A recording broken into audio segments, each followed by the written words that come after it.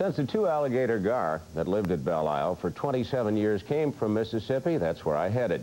Now, if you were watching last night, you saw the miles of bayou, and you met, as we did, the alligator gar on his turf. If you missed last night's report, here's the way the gar greeted us. He's under the boat. Just hold pressure on him, you can turn him.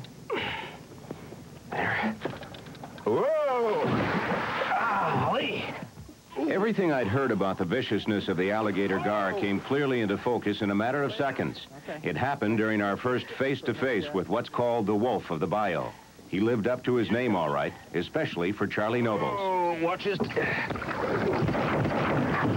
Oh, my God.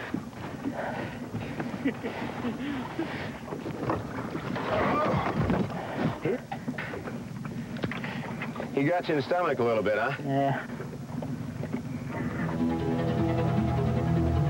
The drama intensified as we raced back across the bayou to Tussie's, our base camp. My heart was pounding so hard I thought it would jump out of my chest. In less than 10 minutes, we were at the dock. But what raced through my mind 100 times was keep the fish alive.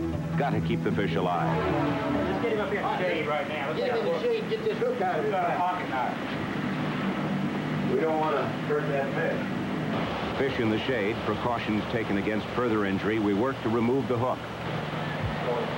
I don't mean to tell you, but push it in and unhook the barb and pull it back. Watch your fingers. We don't want to tear him up. Minutes flew like seconds. We were fighting the clock. Come on. It's taking too long, I thought. Then... Yeah, I can see the bait. I can see the ball. Yeah, I see it right there. There it is. Let's get him in the tank.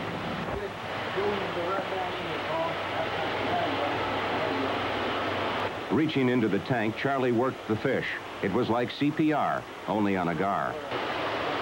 Come on, fish. After about 10 minutes, it was over. All of our effort to do what was called impossible so many times was all in vain. A biologist determined the fish had choked on the bait, the mullet. As we headed back to the bayous to try again, the Pascagoula Fire Department filled the holding tank on the semi. They'd become part of the team. Then, more bad news. Swamp rat P.E. Williams, who'd set nets overnight, ended up with one needle-nose gar and holes in his net. Taking alligator gar by net, said P.E., was almost impossible. They were too strong. Impossible. How many more times would I hear that? The hours passed, and before we knew it, we were watching the sun start to sink. Despite the beauty of the Mississippi bayous, boredom set in. I ever tell you about the time when I was taking giant great whites off the point of Australia? No, but I'll bet you're getting ready to.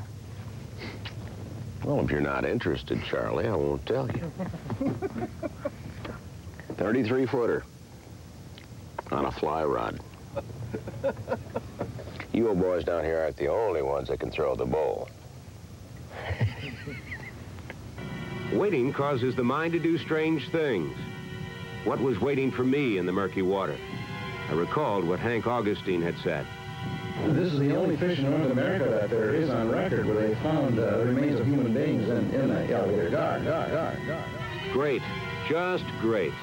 I made a mental note to have a talk with Hank when I got back. Moving right past the sun.